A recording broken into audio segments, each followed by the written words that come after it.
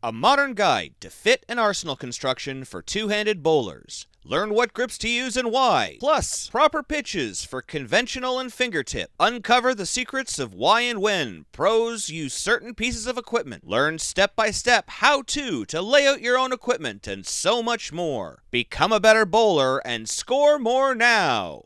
A modern guide to fit and arsenal construction for two-handed bowlers. Available June 1st, 2024 on Amazon and all major online retailers. Hey everybody, and welcome to another edition of Laneside Reviews. As always, I am the bearded beast, Rob Johnson, and I am honored and frankly over the moon to present to you the newest in the Mo Heritage series released by Radical, the Max Bias.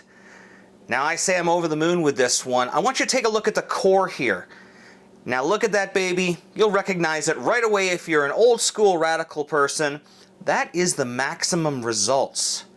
That core brings with it one of the highest intermediate differentials in the entire industry at 0.30. So we know this thing's got some motion. But if you've ever talked to Mikey or myself, you know that there's only one way we can go with this core.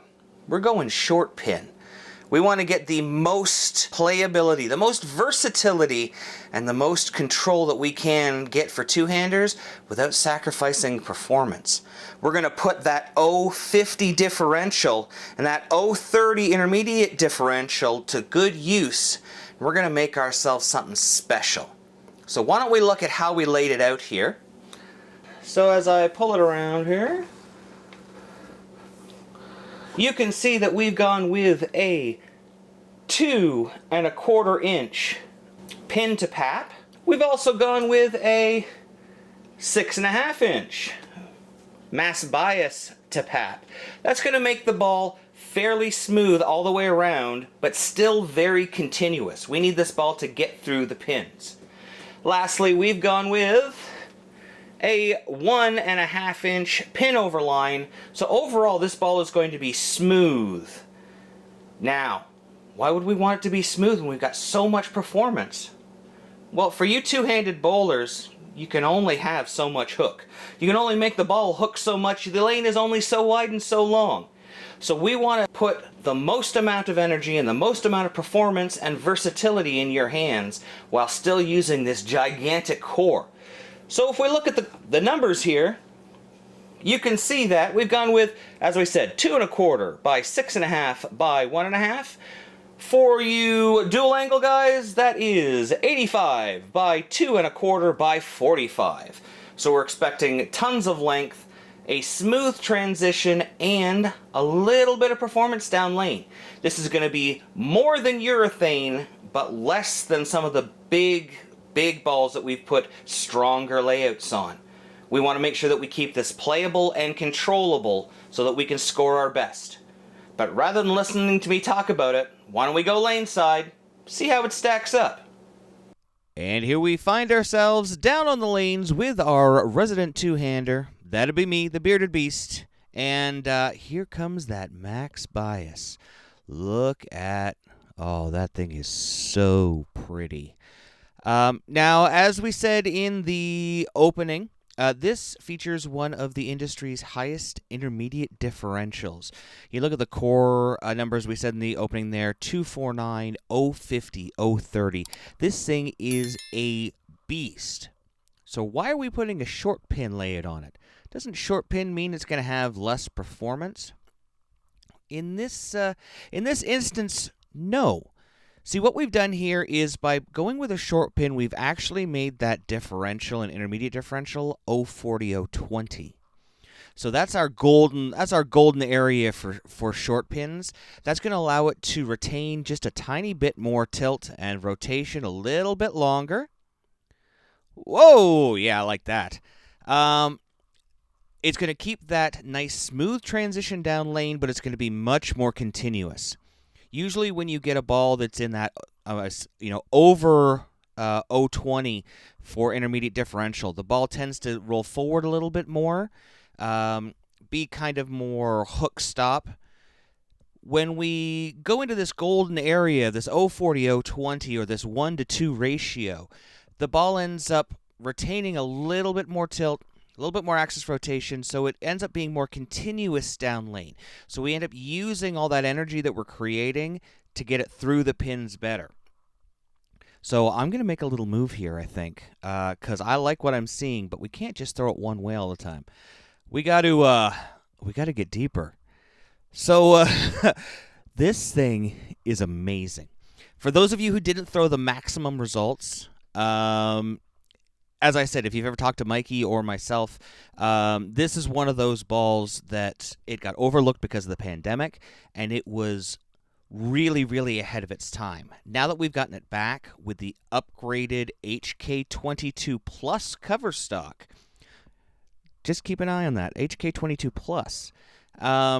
It's given us a little bit more length than what we saw in the results line in general. It's also giving a little bit more performance down lane.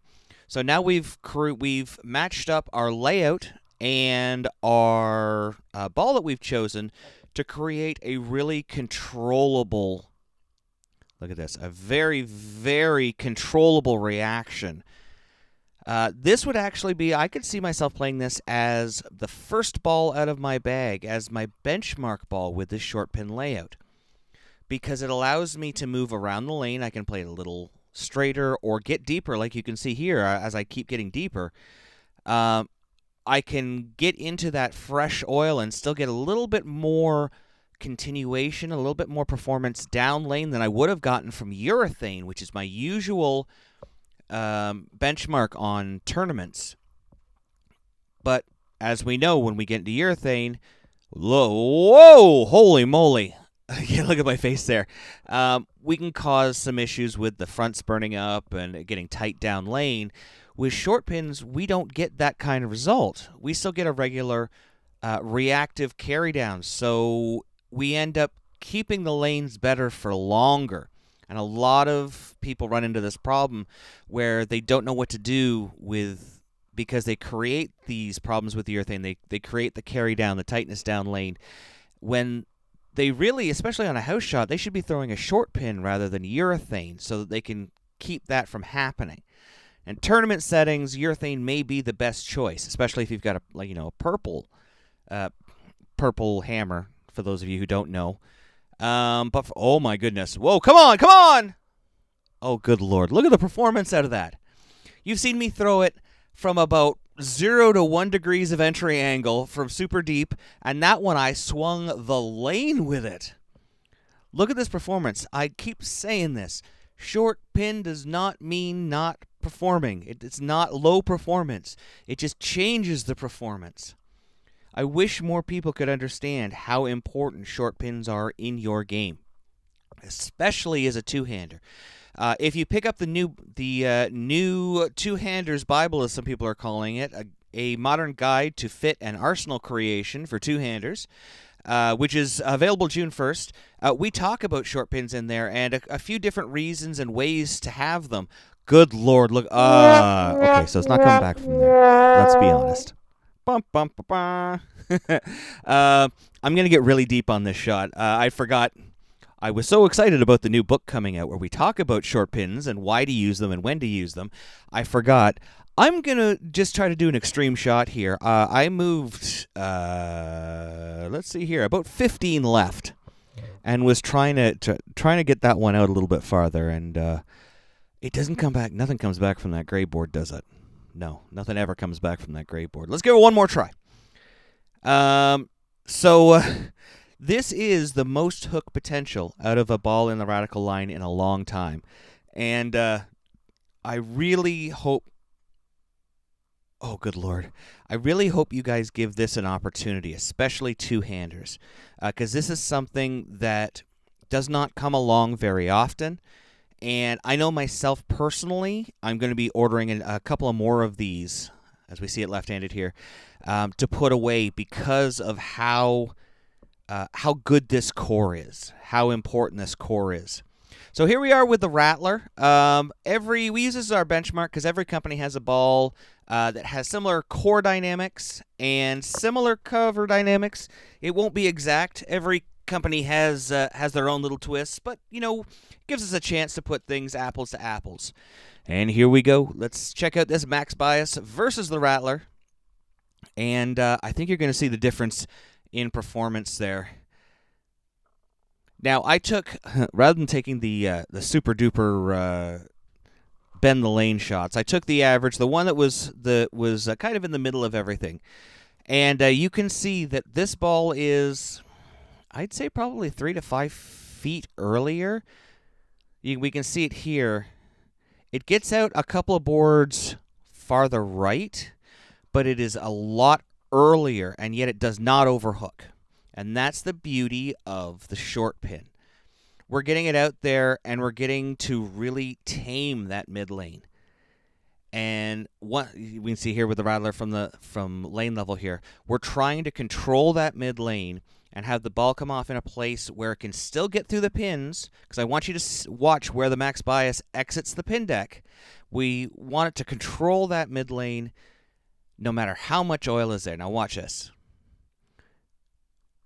Do you see where it went off the deck there? Watch again here in slow motion, because you're going to see that ball exit, and it's going to exit over the 8 pin. There is a ton of continuation from this ball, even though there is such a high intermediate differential. And that's why short pins are so good. You can see it right there over the 8 pin.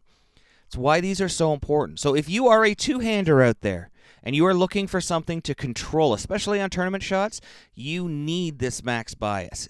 It has unique characteristics in the core dynamics so that you can take advantage of it with your layout and the surface to score more now. Thanks for watching. Don't forget to like and subscribe and turn on notifications so you never miss a show. So until next time, guys, we'll see you laneside.